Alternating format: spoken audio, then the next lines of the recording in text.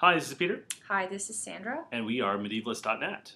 and today we're going to be doing a little review about the second episode of Full Metal Jousting. Yeah, well, last week we got the chance to see the premiere episode, and we kind of been a bit hooked on it. So we really liked it, and we wanted to come back and watch the second episode and give you our thoughts on it.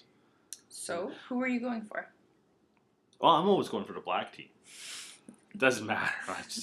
I wear it, but. The show is a lot of this again was kind of showing a bit of the training, what's involved, a little bit talking about the backgrounds of the people involved, and then we get the last half hour is the actual combat between, in this case it was Jake for the red team against Jack on the black team. Yeah, I'm a red team person myself. It's my favorite, one of my favorite colors. So it's naturally. Oh, okay. Red team. Beyond that, beyond our favorite colors, I was kind of like this episode, I really like kind of showing you the training and trying to show you how difficult it is to use this, be able to hit a person with a lance. And Shane Adams gave a good description where it's like you're surfing. With a big, long, stick, trying to hit someone else who's got also surfing and trying to hit you with a big long stick. So that kind of something like that. So how, the idea of you're moving with the kind of the gallop of the horse, and you have to kind of play with that. That's like a big effect on it. So it really kind of, in a way, that was kind of the educational part to kind of tell you exactly how tricky it was to kind of be able to do that. Yeah, I really enjoyed it. I just kind of, they had a little bit of the personality drama when one of the members of the red team went over to call out a member of the black team, but realized it's really not their pick. Mm-hmm. It's kind of the winner picks the loser, and obviously they picked someone who is a really strong rider, but very weak with the lance. Mm-hmm. And I wonder, they mentioned maybe that there was like a spy or something watching practice, because they right away seized on the fact that Jake is the weakest link on the red team. Mm-hmm. But as you watch the show further on, you realize that the underdog came through, and I was just blown away when he unhorsed him. Oh, yeah, like this. I was like, wow. Like, this is the second match we've seen, and you can see that these guys are really raw at this point. Like, most of the passes they did, they completely missed each other. So, and it's almost a bit of a fluke that one guy got knocked off, kind of. Well, it seemed one guy he knocked himself off on the other on another try. So, but you can again, it's like right now you're learning, how hard it is actually to do this sport. So, and because these guys are kind of really utterly failing almost, right? But it's just one guy kind of just almost lucked out in his win. So I thought that the two from the first episode, Mike and Josh, were more evenly matched in terms of it was a closer joust. Yeah. And the funny thing is, I thought that this round Jake would get killed by Jack. Mm-hmm. But the thing is, here's my take on it, is that when they were showing the practices, I don't know if you were really paying attention to this thing, they kept saying how, wow, this is going to be an easy win for the black team. Yeah.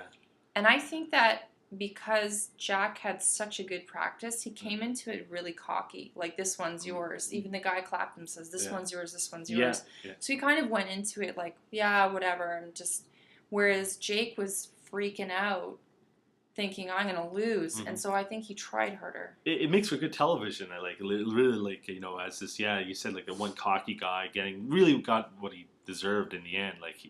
Why is he so confident after a few days of practice? So, and he's never had a competition yet he thinks he's going to win it. So, well, the thing too is, I think that because the last guy on the black team was also a theatrical jouster. Mm-hmm. This guy has been theatrically jousting in these dinner shows for 13 years. And then with all the good practice, buddy, I think it just kind of built him up to a point where he was coming into it like he was just going to walk all over the guy, and he was taken unawares, kind of.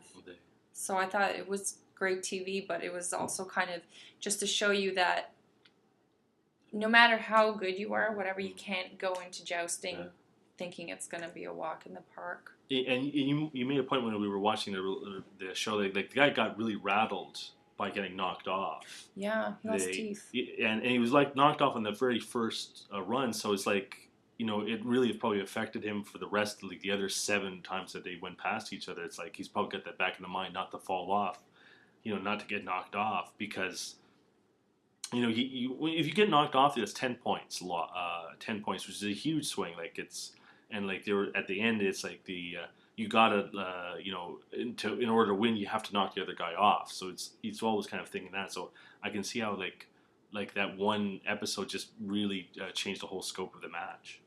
Yeah, and I just, I don't know. I thought it was a really, really good episode this time around. I'm enjoying the show.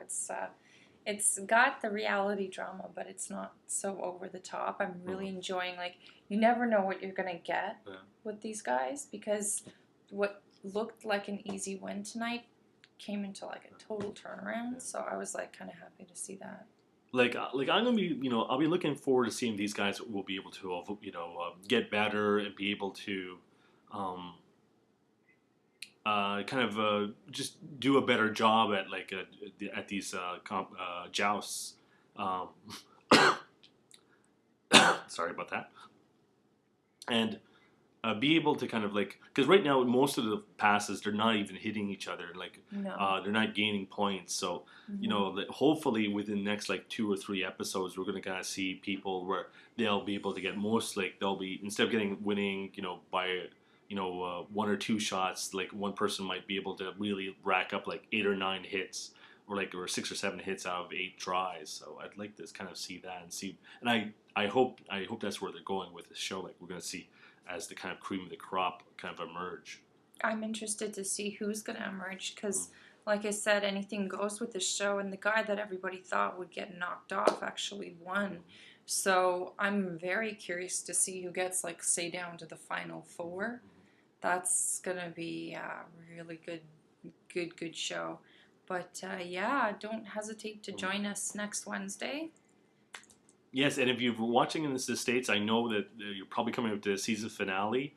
Don't tell us yet. Please don't tell us. We're enjoying the suspense in Canada. Yes. Anyways, thanks for watching, and we will see you again on medievalist.net. Good night.